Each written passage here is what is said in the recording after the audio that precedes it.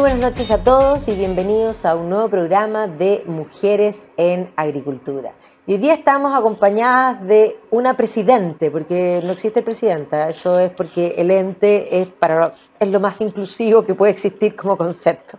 Así que estamos con Ruth Hurtado. ¿Cómo estás? Presidente hoy día estás interina del Partido Republicano, exconvencional y obviamente metida en todo lo que está sucediendo. ¿Cómo estás, Ruth?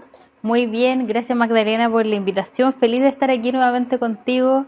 Y bueno, sí, de presidente del Partido Republicano, un tremendo desafío, pero muy contenta de lo que hemos logrado y lo que estamos construyendo como movimiento republicano. Después te voy a contar un poco. Sí, eso es una cosa interesante porque causó, yo diría que lo que más causó fue intriga, el concepto, porque ¿cuál es la diferencia? Varios se preguntaron. Ay, la verdad es que nosotros empezamos a hablar de movimiento republicano porque no somos solo el partido. Hoy día tenemos un centro de estudio que es Ideas Republicanas, que tiene que ver con todo la asesoría legislativa, cierto contenido legislativo y de opinión pública. Esta acción republicana, que es donde hoy día José Antonio está de presidente y tiene que ver con todo lo territorial, de abarcar las urgencias sociales. Hemos estado recorriendo Chile en conjunto, el partido con Acción Republicana. Tenemos Cuide Chile, que es la fundación que se encarga de todos los temas valóricos, legislativos y sociales. Está Influyamos, que es esta fundación que se va a encargar porque estamos en un trabajo para presentar el programa de trabajo del 2023 para trabajar con los jóvenes, que es para nosotros muy, muy importante empezar a influir en la juventud. Está el Foro Republicano también, donde estamos en formaciones constantemente.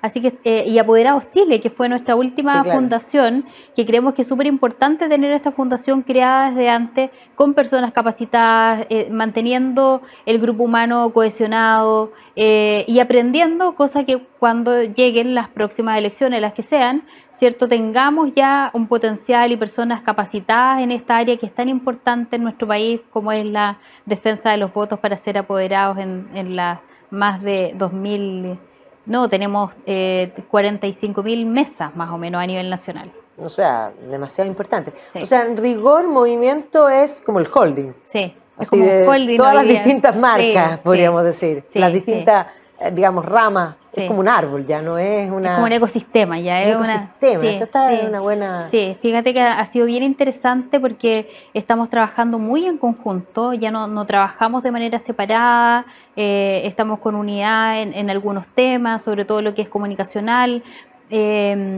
poniéndonos de acuerdo también en cómo presentamos, cómo mostramos nuestro movimiento republicano, también...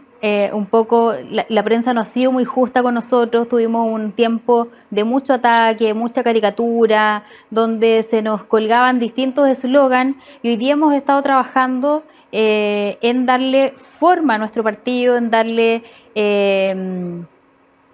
más robustez, digamos, y esta es la etapa de consolidación en la cual nosotros estamos trabajando en el Partido Republicano, porque el Partido Republicano nació paralelamente con muchas campañas, recolectando firmas, luego campañas de José Antonio, campañas de parlamentarias, claro. En pandemia, fue muy difícil, pero aún así, con todos estos inconvenientes, logramos constituirnos en todo Chile, hace 3 años en algunas regiones y hace 1 año y medio ya en la última región que nos faltaba, así que somos un partido nacional, alcanzamos justo para la inscripción de José Antonio como candidato a presidente y ha sido la verdad que un tiempo de mucho aprendizaje donde hemos estado con distintos grupos de formación a través de las academias republicanas. Este año tuvimos, o sea, el año pasado tuvimos un trabajo muy importante también con las mujeres, haciendo academias especialmente para mujeres, donde también hubo pasantías que el partido se hacían unas postulaciones y se hacían pasantías para que fueran a aprender de política a otros países.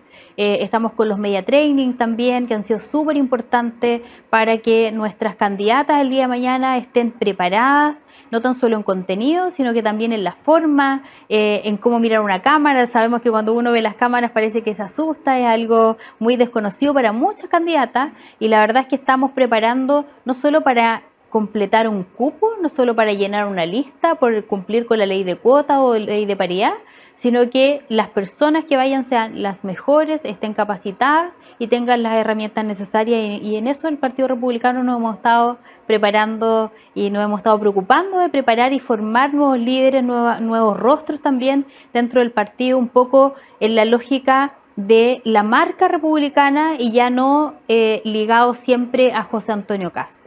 Para nosotros obviamente siempre va a ser nuestro líder innato, nuestro fundador, pero hoy día lo que nosotros queremos promover es la marca republicana, este sello republicano, el estilo republicano de hacer las cosas. Bueno, eso también ha generado bastantes resquemores, porque dentro del sector del mundo, incluso de las derechas, porque republicano ha generado... yo creo que fue como irrumpió, bien tú dices que incluso entre elecciones y la pandemia de pronto apareció y apareció con una gran fuerza.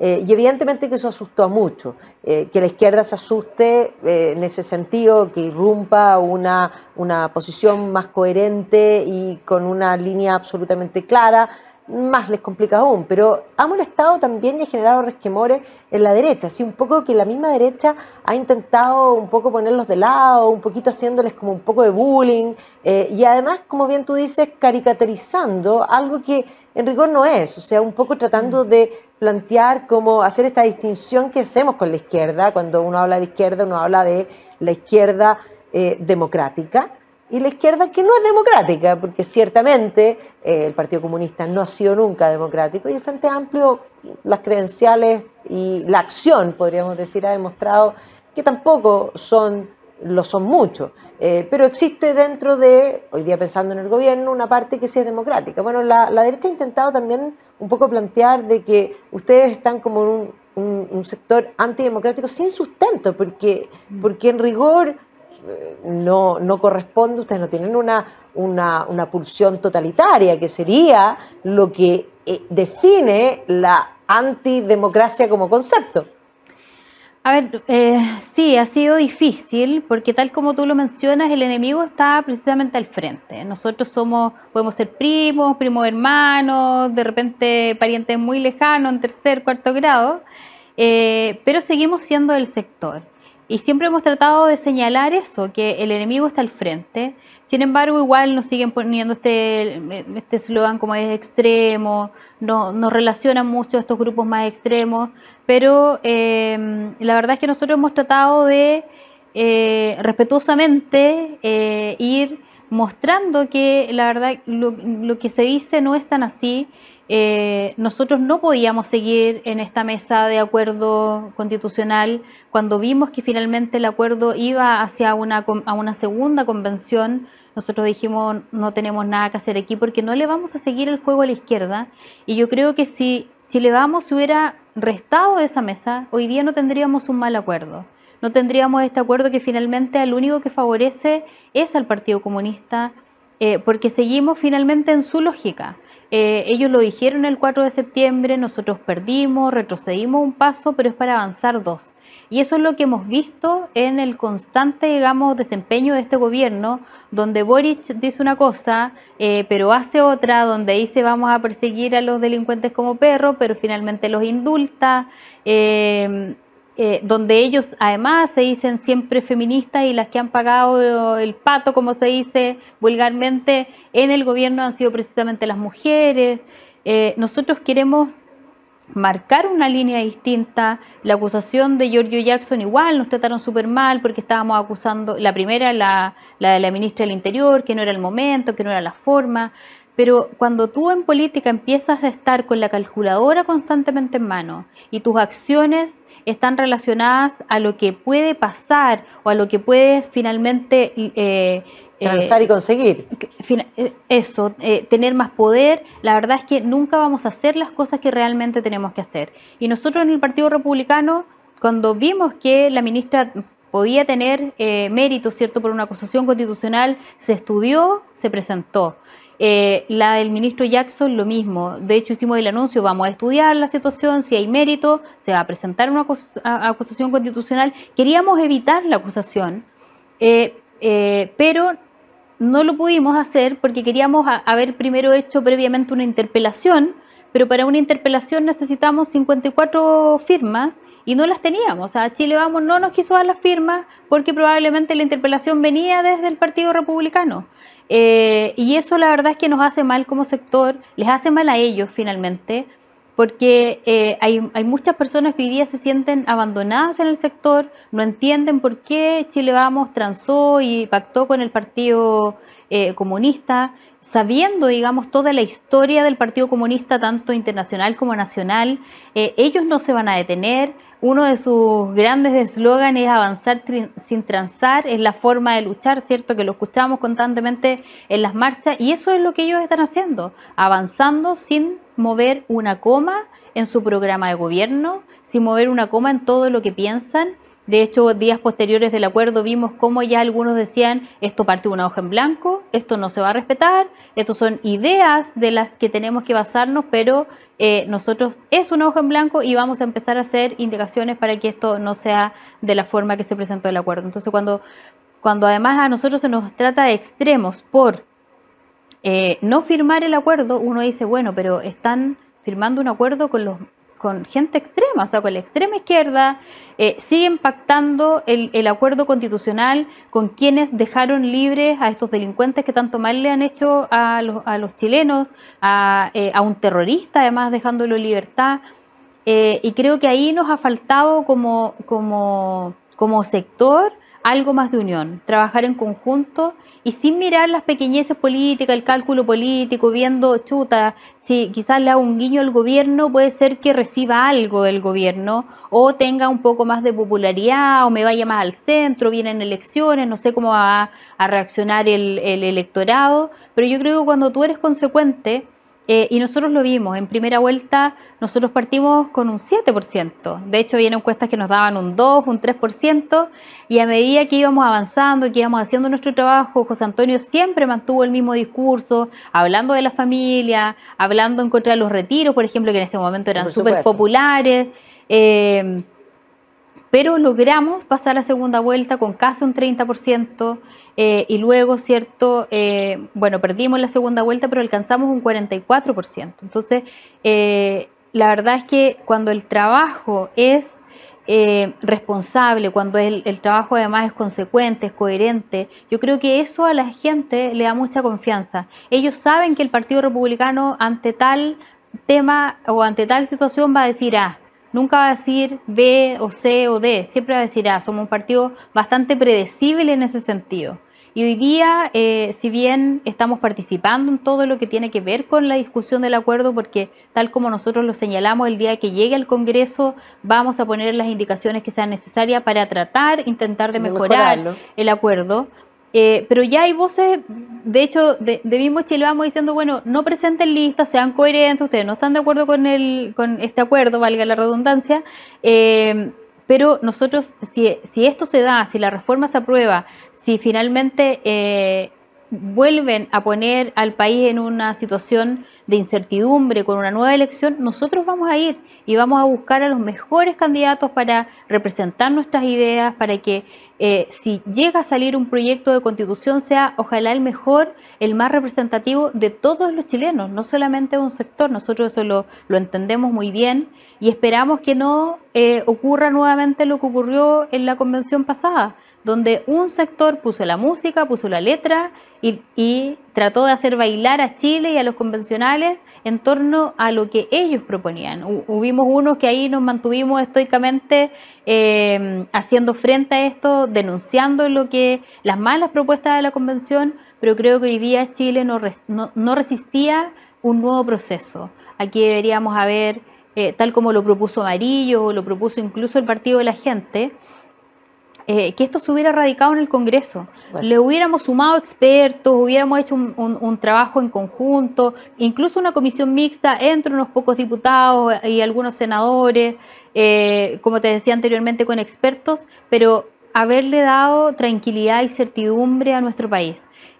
Nuestro país está pasando una crisis de seguridad gigante, está pasando una crisis económica tremenda, ningún indicador es bueno para nuestro país para este año, y creo que ahí deberíamos haber enfocado todas las fuerzas y toda la energía que se ocupó en todos estos días previos en cuanto, por ejemplo, a llegar a un acuerdo. Y ahí yo creo que perdimos una gran oportunidad, primero, en hacer sentir la derrota de este gobierno.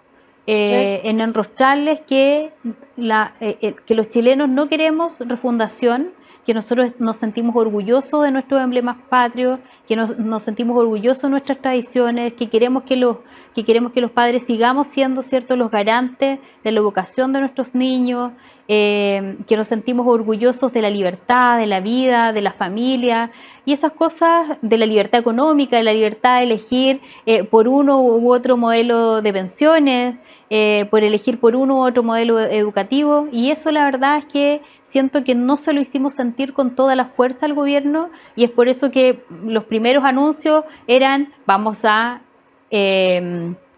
ponerle urgencia inmediata al aborto en 3 causales. Vamos a eliminar, vamos a reducir el presupuesto a los liceos bicentenarios. Entonces, cuando uno empezaba a ver estas cosas del gobierno, decía, parece que el 4 de septiembre no les enseñó nada. Y creo que ahí también hay que hacer un mea culpa. Pero nuestro. Ahí hay una cosa, yo creo que los que están actualmente en el gobierno, en rigor, parten de la base de que ellos son superiores. Y como son superiores, se las saben todas y no necesitan aprender nada. Y por eso no han tenido un sentido de autocrítica en ninguna cosa. No. Hoy día tenemos, yo sé que las encuestas son un momento y que son una foto de un instante, pero ciertamente que uno mirado en el tiempo te puede ir mostrando cómo es una trayectoria. Y efectivamente estamos con un gobierno que está en el piso y que es incapaz de asumir responsabilidades individuales, porque tengamos algo claro, algo que hemos perdido como país es entender que las acciones son individuales y que las consecuencias de esas acciones deben ser responsabilidad de quien ejecutó la acción. Entonces, si nosotros tenemos un presidente que hoy día de alguna manera culpa al empedrado, porque eso es lo que está haciendo, porque está bien, yo entiendo que un presidente recibe muchos papeles que tiene que firmar y que confía en sus asesores. Pero más allá de que eso sea así, si el presidente no leyó los textos, que muchas veces puede no haberlos leído, voy a ser muy concreta, eso no lo excluye de su responsabilidad. Porque si yo trabajo en una empresa y yo soy jefa y mi subalterno comete un error, la responsabilidad es mía. Y yo soy quien va a poner mi cargo a disposición de la empresa. Pero no por un error que cometí yo, porque yo era la responsable de las acciones de los subalternos. Entonces, no hay en rigor una justificación real a lo que están tratando la vocería de plantear. No fue él, hicieron mal la pega, cortemos cabezas para abajo, porque eso no corresponde. Entonces, claro, el gobierno no hizo eco profundamente del 4 de septiembre porque son incapaces de hacerlo. Sí, efectivamente no han sido capaces de tener una autocrítica respecto a, primero, a evaluar lo que ellos estaban planteando en el sentido del 4 de septiembre. Ellos decían, solamente podemos seguir en nuestro gobierno si se aprueba esta constitución. Ya, no se aprobó, no tuvieron ningún cambio, no cambiaron absolutamente nada. El presidente ha cometido error tras error. O sea, y cuando aquí muchos hablan y dicen que este gobierno es de aprendices, que es de alumnos en práctica, pareciera que es así. Porque el presidente, la verdad, que ha deshonrado de alguna manera el cargo con sus malas actitudes. Y la ministra Vallejo lo dejó súper en claro ayer. O sea, yo creo, sinceramente, de hecho yo como presidente, yo a la que hubiera sacado inmediatamente ayer hubiera sido también a la ministra vocera, porque finalmente lo culpa a él, y efectivamente él es el culpable, pero un trabajador tuyo no puede públicamente culparte de acciones también que cometiste, digamos, o sea, una falta de lealtad de alguna manera. Y el presidente, como te decía anteriormente, dice una cosa y hace otra. Sí. Algunas veces nos gobierna el presidente de primera vuelta y para las declaraciones de prensa nos gobierna el presidente de segunda vuelta. Y ahí es donde uno dice, bueno, ¿cuál es el Boric real? ¿El que le gritaba a los militares en la calle, los insultaba? ¿O el que después llega a la Araucanía y dice, sí, efectivamente hay terrorismo, pero la ley antiterrorista no existe? no sirve. Y efectivamente no sirve, es una ley mala que hay que renovar, pero si él lo quisiera hacer, existen 2 boletines en el Senado, y le aprovecho de pasar el dato por si no lo sabe, que están esperando que alguien le dé discusión inmediata o tramitación o lo ponga en tabla para poderlos tramitar, que es la ley corta, ¿cierto?, que le da más atribuciones en medidas intrusivas a la Fiscalía, y después otro que tiene un poco más de análisis más profundo. Pero ahí es donde tú ves que no hay ninguna relación en lo que el presidente dice y lo que el presidente hace. Nosotros por eso cuando pasó todo esto de los indultos anunciamos que estamos estudiando una acusación constitucional en contra del presidente porque creemos que sí hay mérito, no por un tema político, de cálculo, sino que por un tema de responsabilidad. Los diputados tienen la responsabilidad constitucional. Si algún presidente o algún personero de gobierno comete alguna falta a la Constitución, tienen que llamarlo ya sea a una interpelación o acusarlos constitucionalmente. Entonces en eso los diputados también han sido muy responsables en no solamente decir sí, lo vamos a acusar, sino que dijeron vamos a analizar, si hay mérito, se va a presentar la acusación, lo mismo que hicimos con Giorgio Jackson. Pero creo que aquí no hay que dejarle pasar cosas a este gobierno. Hemos sido demasiado benevolentes o ha habido un sector que ha sido muy benevolente. Nosotros hemos sido bastante fiscalizadores y marcándolos mucho porque no se pueden seguir cometiendo los errores que se han cometido. El tema de la PGU, por ejemplo, cuando no se tramitó y quedaron muchas personas fuera de este beneficio. El tema que cometió Giorgio Jackson para la mejor infancia, mejor niñez, o sea, en las licitaciones. ¿Cuántos niños van a quedar sin atención ante esto? ¿Podría haber estado mal así? O quizás hay un montón de respuestas que pueden ser fundamento para haber bajado las licitaciones, pero no dejemos a los niños sin atención, sobre todo a niños que están cumpliendo medidas de resguardo, ¿cierto? Porque sus derechos han sido vulnerados. Entonces ahí es donde vemos que no hay intención de trabajar por las urgentes necesidades de las personas. Vemos el norte. Hoy día de nuevo en el Congreso se vota el estado de excepción de emergencia de la Araucanía. Cuando tú haces la comparación de los pocos meses, que fueron un par de meses con el presidente Piñera, que se demoró, que también hay que reconocerlo, en decretar un estado de excepción, los hechos de violencia con este estado de excepción acotado han sido mayores que en ese estado de excepción, que era un estado de excepción pleno. Vemos cómo el plan de cosecha segura no ha servido. Ayer a una familia de Ercilla, a adultos mayores que no postulan a crédito, sino que con su esfuerzo, con su ahorro, siembran, les quemaron toda la avena completa. Los bomberos no llegaron, carabineros no llegaron, porque si no tienen protección policial, o sea, perdón, de la COP, que son estos carros blindados, no pueden llegar. Y ahí es donde tú dices, bueno, ¿dónde estamos poniendo el foco? ¿Dónde estamos poniendo el interés? Las fronteras siguen entrando migrantes. Vemos cómo ha llegado delito de exportación y eso es grave porque no se le ha puesto el freno necesario al crimen organizado, al narcotráfico. Vemos cómo en distintas regiones, ya no solo en el norte, sino aquí en Santiago, en el sur, las bandas operan a diestra y a siniestra. El asalto ayer en un mall, ¿cierto? Entonces, tú dices, esto es lo que queremos acostumbrarnos a ver, queremos ver a este país envuelto, digamos, en situaciones de violencia diaria, en donde la gente, ya hay muchos estudios, muchas encuestas donde dicen que las personas a cierta hora ya no salen de la casa por temor. Entonces no podemos empezar, las personas que queremos vivir de buena manera, en un ambiente libre, en paz, empezar a nosotros escondernos, a nosotros enrajar nuestras casas, mientras el gobierno deja libre a delincuentes que además no es que hayan cometido un hecho delictual, tienen prontuario delictual. Había uno que tenía 26 causas. Sí, y ahí hay un tema bien importante que a mí me pareció muy lúcida la columna de Carlos Peña de este fin de semana, un poco planteando que el delito, el crimen y lo que objetivamente es algo criminal, deja de serlo por una cuestión ideológica, básicamente que podríamos decir robar deja de ser malo, robar siempre es malo, y eso hay que tenerlo claro, robar es siempre malo y si uno mira culturalmente todas las culturas llegan a una cosa bastante similar a los 10 mandamientos. O sea, eso ni siquiera es una visión solamente judío-cristiana, porque si uno lo extrapola, otras culturas tienen de alguna manera una lista de cosas que no corresponde hacer, y robar es unánimemente considerado en todas las culturas algo malo. Sin embargo, en esta visión, robar, si es servil para la causa ideológica, deja de ser malo. O sea, y eso es tremendamente grave, porque entonces podríamos decir que Maquiavelo llegó, porque Maquiavelo no es que él plantee, que él constata una realidad, que muchas veces la política hace cosas políticamente, y eso implica que el fin justifica los medios, y eso implica, esa frase, que es una frase que tiene que ver con esta separación de la moral con la política.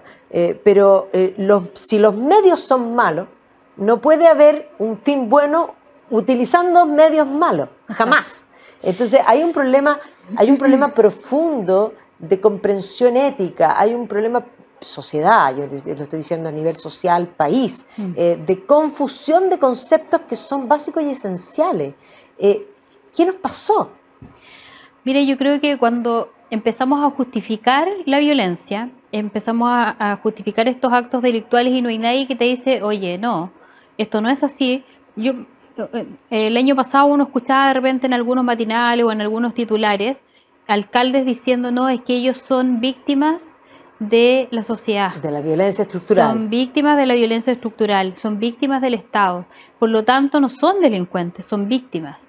Entonces, cuando tú empiezas a justificar eso, claro, y empiezas a decir, finalmente, un poco lo que es bueno le empiezas a llamar malo, y a lo malo bueno, un poco lo que dice la Biblia, si uno lo extrapola a eso, y empiezas a normalizarlo. Sí, pues.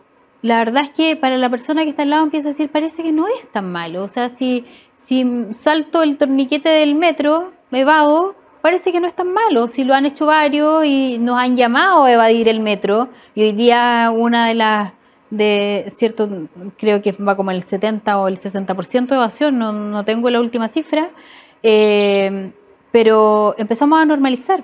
Lo mismo pasó con la violencia claro, de octubre. Empezamos a romantizarla. No, es que... No, fueron recibidos, claro, no nos podemos olvidar, con vítores, como si fuesen superhéroes. Sí. O sea, entendamos que, y ahí hay un punto que es trascendental, hay que comprender que el bien y el mal sí son objetivos.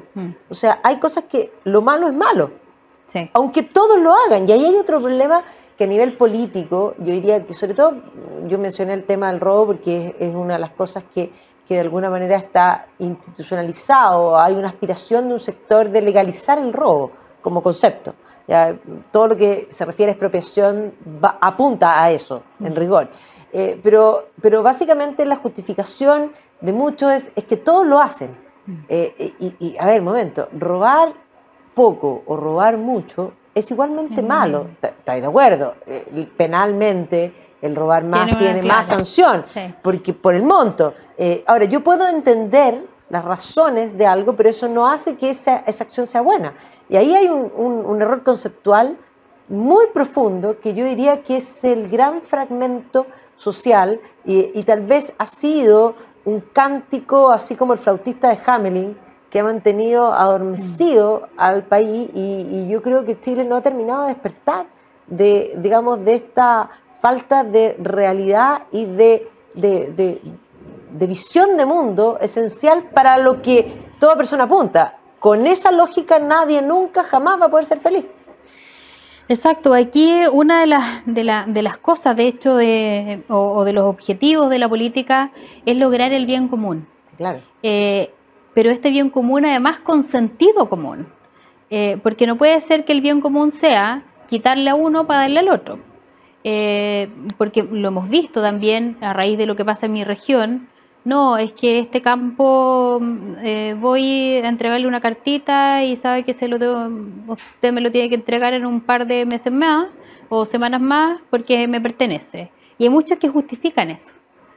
Entonces finalmente el bien común para ese que quiere apropiarse del otro, muchos lo justifican, pero el bien común no es ese. Ese bien común tiene que ir acompañado de sentido común, tiene que ir acompañado de respeto, tiene que ir acompañado de desarrollo, de oportunidades. Tiene que ir acompañado de justicia, porque Sí. la justicia no es el revanchismo, que No. ese es el gran error. La justicia es darle a cada uno lo que es de propio suyo. Sí. Y eso significa que el que se ha esforzado más, merece más.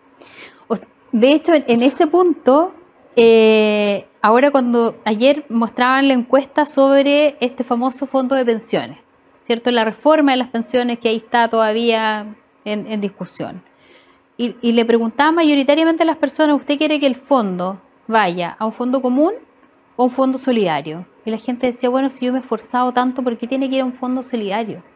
Entonces yo ¿Un creo fondo que... personal o solidario? Claro, la gente quiere que el esfuerzo de su vida, el esfuerzo de su trabajo, vaya a un fondo personal. Por supuesto. Y no solamente que esté escrito o contabilizado, digamos, pero que no sea real y efectivamente en su fondo.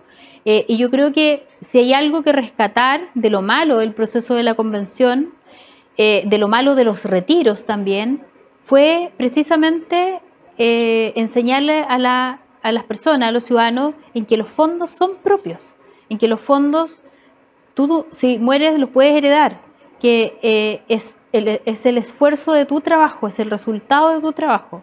Y claro, hay unos que dicen, no, esto tiene que ser compartido porque efectivamente hay que ayudar a otros. Bueno, pero existirá el mecanismo de ayudar a otros a través de otra forma. Por ejemplo, la de impuestos PGU. generales. Claro, por ejemplo, la PGU, que ha sido una buena política pública, pero no le podemos quitar al que se ha esforzado toda la vida para darle a otro que muchas veces no es porque no ha podido trabajar, es porque no ha querido. Yo siempre he dicho, yo te lo contaba hace unos años atrás, vengo de una familia muy pobre, donde con mi hermana compartí la misma cama hasta los 10 años, pero cuando tú decides en la vida y tomas la decisión de salir adelante, de buscar o incluso de inventarte oportunidades, lo puedes lograr. Porque gracias a Dios, nuestro país hasta hace un tiempo todavía nos daba esta posibilidad de la movilidad social, la oportunidad de, si tú nacías en una cuna de un material, podías hacer que tus hijos nacieran en una cuna de un material distinto y mejor al cual tú habías nacido. Y creo que eso se ha ido perdiendo, porque finalmente le enseñan a las personas a no esforzarse, a esperar que sea el Estado el que te tenga que dar, a esperar que el Estado te solucione el problema. Y dejas de emprender, dejas de hacer que las personas tengan este deseo de emprender, de buscar oportunidades, porque me siento a esperar, porque el Estado me tiene que dar todo. Porque tengo un derecho previo que viene conmigo mismo y en rigor no es así. O sea, está bien, hay derechos de primera generación como el derecho de libre asociación, de opinión, de pensamiento, digamos libertades, que sin duda son inherentes al ser humano. Pero cuando mi derecho no depende solo de mí, sino que depende de otros, no es un derecho, no puede ser garantizado, y ahí hay un problema de tratar de equiparar estos derechos de, digamos, de segunda y tercera generación con los de primera, que es el gran error conceptual, porque si tú lo asumes que es un derecho, entonces es un deber quitarle a otro, vestir un santo para vestir otro, en el fondo como concepto, que es un buen dicho eso. Porque... Sí, yo comparto completamente que cuando la persona no tiene ninguna posibilidad de tener salud o de tener pensión, el Estado se tiene que hacer presente. Pero yo creo en el rol subsidiario del Estado, no creo en este rol socialista o social, porque finalmente el Estado sigue creciendo, te siguen teniendo como peones, como servidumbre, y es el Estado el que toma todas las decisiones por ti.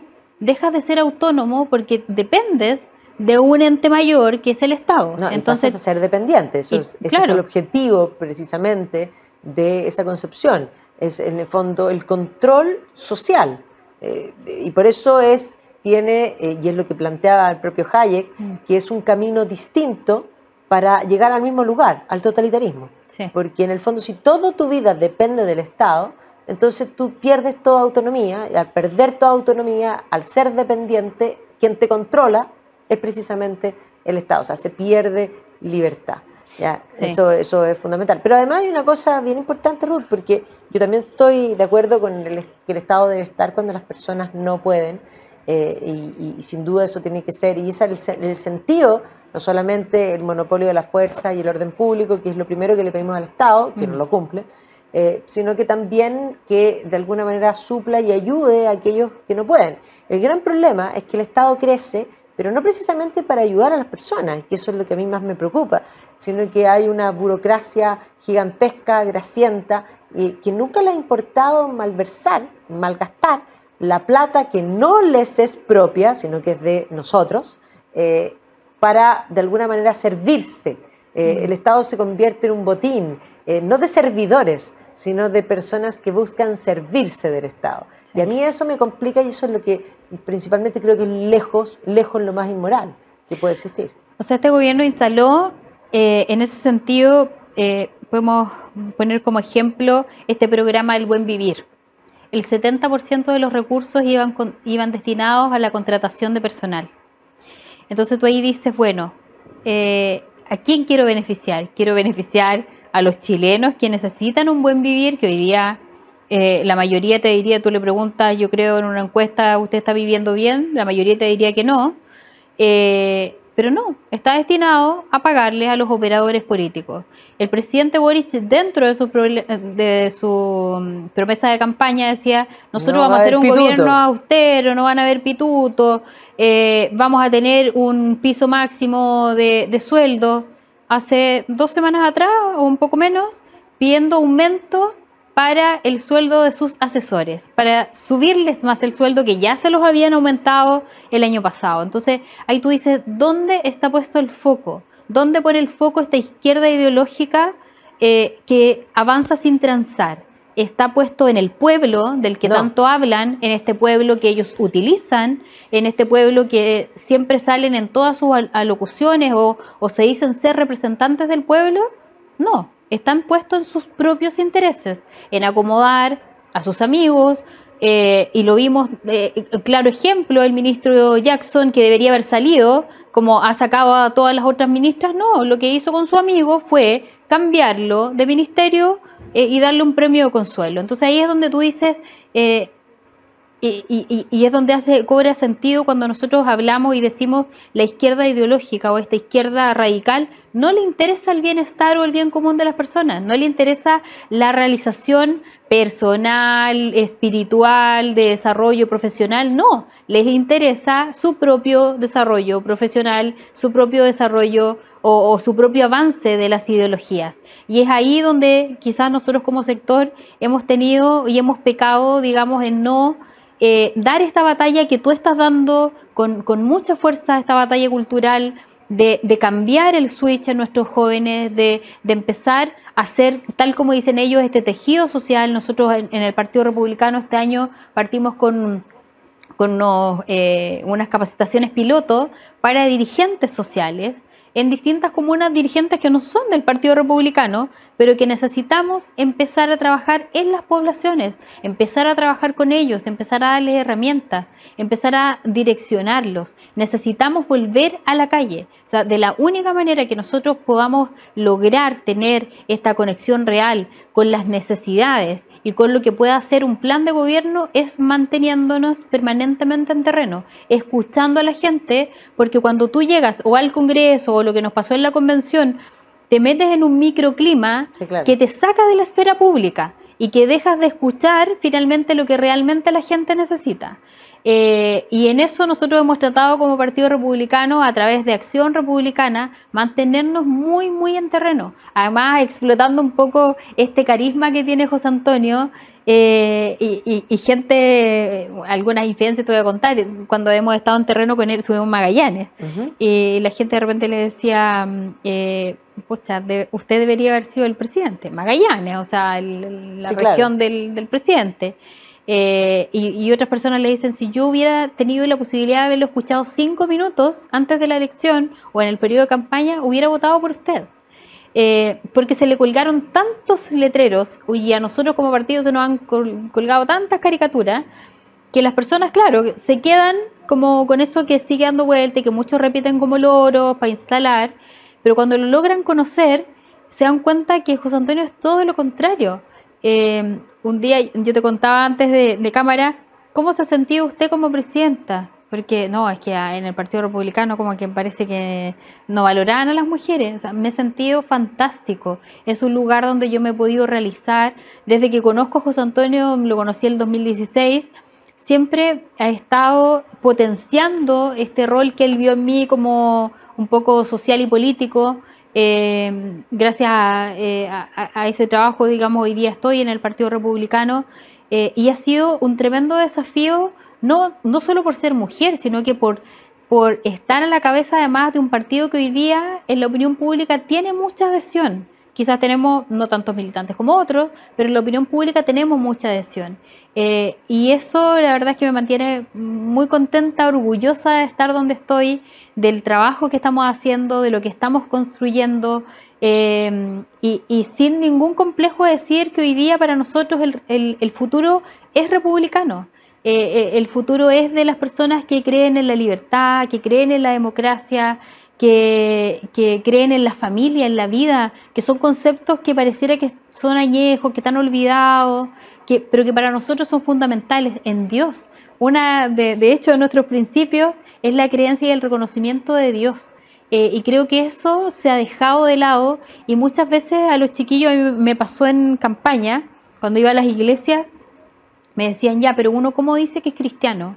Diciéndolo. Por supuesto. O sea, y muchas veces ni siquiera necesitas decirlo, es con las acciones, porque ha sido tanto lo que esta izquierda ideológica ha ido de alguna manera complejando a quienes pensamos distinto, a quienes sentimos distinto, a quienes creemos distinto, que para la juventud muchas veces es difícil decir, ¿sabes qué? Yo soy de derecha, yo creo en Dios, yo creo en la familia, defiendo la vida. Es súper complejo porque hay una izquierda que además es muy violenta.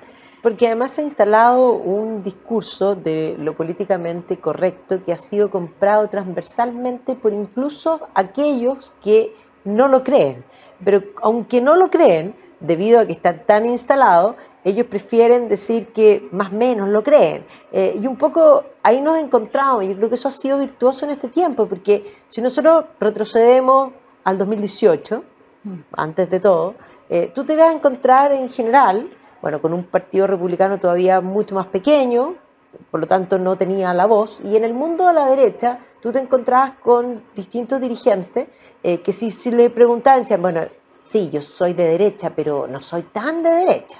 Un poco tratando de matizar y acomodarse al discurso políticamente correcto e imperante que permeó todo, que permeó las universidades, que permeó el discurso, que tachó de antidemocrático a cualquiera que dijera algo distinto, y que además se metió en las universidades. O sea, este discurso de lo políticamente correcto se convirtió en una especie de nueva Inquisición que de alguna manera anuló, y eso es lo que vimos en la convención, eso es lo que se manifestó en la convención, en un bullying en el cual literalmente había que anular, porque lo que ellos hacen hace mucho tiempo es dividir en pueblo. Tú bien dijiste, ellos no se preocupan del pueblo, no, ellos sí se preocupan del pueblo. Lo que pasa es que ellos definen pueblo a los que piensan como ellos, y al resto los hacen lo mismo que han hecho siempre en la historia, los eliminan, los anulan, los silencian. Y eso es algo muy complejo. Efectivamente, tal como tú señalabas, en la convención pasó eso. Bueno, con nosotros era evidente, sí. Pero también por ejemplo, con los socialistas, cuando quisieron en algunas oportunidades votar con nosotros, incluso poner indicaciones con nosotros, los trataban de traidores y les gritaban traidores dentro del hemiciclo. Llevaban a estos grupos, no sé, el día que se discutió el aborto, me acuerdo que llegaron muchas mujeres afuera, y habían muchos que estaban complicados porque ya habían tomado la decisión de abstenerse en votar esa idea, ese artículo. Y me decían, es que no podemos votar porque no vamos a poder salir. Bueno, esta semana y la próxima saldrán por Morandé y no por compañía. O sea, ¿cuál es el problema? No, es que nos van a seguir bloqueando, nos van a seguir amenazando y no podemos no votar. Habían convencionales, 2 convencionales, que lloraban porque no querían votar a favor del aborto. Pero era tanta la presión que había, que ejercían tanto quienes estaban dentro de la convención como los que estaban afuera, rodeando la convención, claro, que finalmente terminaban votando con ellos. Entonces, cuando a mí me hablan de las buenas intenciones de este nuevo proceso, yo digo, o son ingenuos o no conocen a la izquierda. Porque la izquierda radical no va a descansar. ¿No serán las dos? Puede ser, puede ser. Yo creo que son ingenuos y que no terminan de conocer a la izquierda, porque básicamente ese sueño, y aquí lo voy a llevar a algo muy banal, pero ese sueño cuando uno tiene, no se conoce a alguien, dicen, yo lo voy a cambiar. Eso no existe. Jamás. Eso no existe. Y es más, los vicios se incrementan con el tiempo. Sí, y además que a no ser que tengas un buen terapeuta, que te dediques como constantemente y además que la persona quiera cambiar. Es que por eso, tú no lo vas a cambiar. No, es imposible. Puede ser la persona la que cambie, Sí. pero eso es una decisión personal. Sí. No hay un tercero que te Sí, viene a cambiar. sí. Y aquí la izquierda, ellos llevan años trabajando, organizando lo que pasó el 18 de octubre. Si esto no fue una cuestión espontánea, como muchos lo han querido señalar. Y el tema de la Constitución ellos venían desde mucho tiempo, o sea, Sí. partieron con, me acuerdo que hubo un congreso del Partido Comunista el 2006, por ahí cuando salen con uno de estos anuncios, después los pingüinos cuando llamaban a votar a C, y muchos ingenuos de nuestro sector decían, no, jamás nos vamos a encontrar en una proceso constituyente, nunca en una asamblea constituyente. Bueno, y pasado casi 10 años estuvimos en una convención y vamos ahora por la segunda convención. Bueno, ahí tú diste una cosa en el clavo, porque efectivamente muchos ingenuos están mirando el corto plazo. Chile es muy cortoplacista. Sí. Yo estoy convencida que tiene que ver con los cerros. Estamos tan rodeados de cerros que somos incapaces de ver las largas distancias. Pero efectivamente la política está preocupada de la próxima elección. Sí. Y de lo contingente. En cambio, tenemos un sector de la izquierda que, debido también a estos análisis cíclicos, que de alguna manera podríamos decir se derivan desde esa rama hegeliana de hacer filosofía de la historia, han sido capaces de pensar en el largo plazo y de trabajar para el largo plazo. Y ahí hay una lección que yo creo que no se ha terminado de aprender de parte de la derecha, que hay que trabajar en simultáneo, y ahí las mujeres podemos aportar muchísimo, porque las mujeres somos las que podemos caminar y masticar chicle al mismo tiempo, Sí. y por lo tanto tenemos que estar trabajando en el corto plazo, en el mediano y en el largo, y ahí hay que lograr avanzar en eso, de lo contrario esto nos va a seguir pasando. Sí, nosotros como partido nos hemos propuesto un poco esa meta, en trabajar en lo contingente, que lo habíamos dejado, decíamos, por fin vamos a tener un año de tranquilidad hasta el próximo año que venían las elecciones municipales para tener todo nuestro proceso de organización interna, darle más fortaleza. Pero la vida te sorprende. Nos sorprendieron y estamos paralelamente trabajando en lo contingente y en lo partidario, digamos. Pero pensando no solo en esta elección, que es una elección además que es por un tiempo acotado, que es súper importante, pero que es algo muy reducido en el tiempo, pero sí pensando en el largo plazo. Una de los objetivos de los partidos políticos es llegar al poder. Nosotros queremos hacerlo ya sea de la mano de José Antonio o de alguna carta del sector que sea la mejor carta, pero trabajando desde ya, preparando propuestas que sean aterrizadas y que le sirvan a él u a otro. Nosotros en ese sentido no somos tan mezquinos políticamente. Creemos que si bien hoy día José Antonio sigue muy bien posicionado, sigue como una carta fuerte para ser presidente, pero él lo ha dicho, si él no es el candidato y que si vemos en ese momento que hay otro mejor, él lo va a apoyar. Sí. Así como lo hizo con Piñera, que lo apoyó ciegamente, pero estamos trabajando desde ya en tener las mejores propuestas para el gobierno y el Chile que queremos, ya sea para que las ocupe él o para ponerlas a disposición de otra persona de nuestro sector, pero trabajando en comisiones de manera muy responsable y con personas muy valiosas, muy idóneas, que han destinado su tiempo generosamente para trabajar en esto, que es en la política, que pareciera que está tan mal vista, pero todavía hay personas que creemos en que trabajando, haciendo las cosas bien, trabajando en equipo finalmente, tú logras,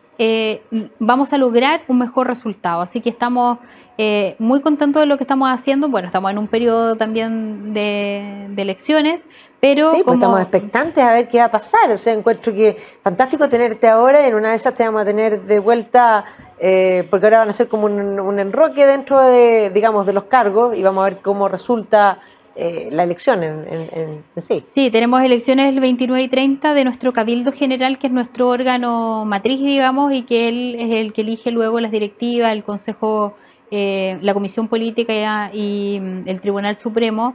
Pero la idea es que quienes lleguen, si es que nosotros no salimos, esperamos obviamente estar, pero si es que esto no llega a traspasar lo que hemos avanzado, yo creo que la política se hace trabajando en equipo, con generosidad y con altura de miras, y eso es algo que nos ha faltado un poco como sector, el trabajar en equipo, con altura de mira, sin pegarnos el codazo de que quién avanza primero, sino que avanzando en conjunto, y cuando sea el momento de que uno de todos los que vamos avanzando juntos tenga que avanzar primero, apoyarlo y no torpedearlo, no hacerle la zancadilla, no ponerle el cartel de extremo, no sé qué, sino que avanzarnos, apoyar. Necesitamos ganarle a la izquierda, necesitamos recuperar los municipios que hoy día la izquierda tiene tomada, que el Partido Comunista, el Frente Amplio tiene tomado, y además que son municipios que están en decadencia. Vemos lo que está pasando en Santiago, lo que pasa en las calles de Santiago, lo que está pasando en Valparaíso.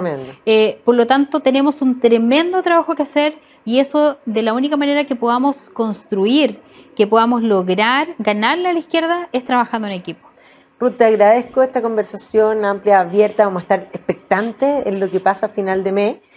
Y bueno, te tendremos nuevamente aquí para que nos comentes después, una vez que ya tengamos, si las cosas resultan que ustedes llegan en el fondo a la dirigencia o se mantienen, digamos, en la dirigencia, un poco para poder seguir hablando del norte y un poco del futuro y de las proyecciones de este partido que irrumpió, porque eso es algo claro, irrumpió con gran fuerza y por lo mismo se ha ganado bastantes enemigos. Recordemos que el que se gana enemigos muchas veces porque lo está haciendo bastante bien.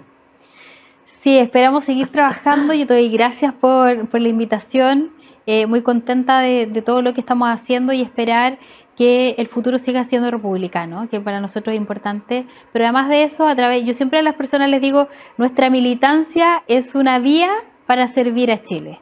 Nuestro partido tiene que ser el camino, el puente, la herramienta para servir a nuestro país y lograr que nuestro país crezca nuevamente, que nuestro país se desarrolle, pero sobre todo que vuelva la paz y la seguridad. Yo creo que eso es algo importante y algo que todos los chilenos esperamos. Así que muchas gracias, Magdalena. Muchas gracias, Ruth. Muchas gracias a ustedes y nos vemos el próximo martes. Que estén muy bien.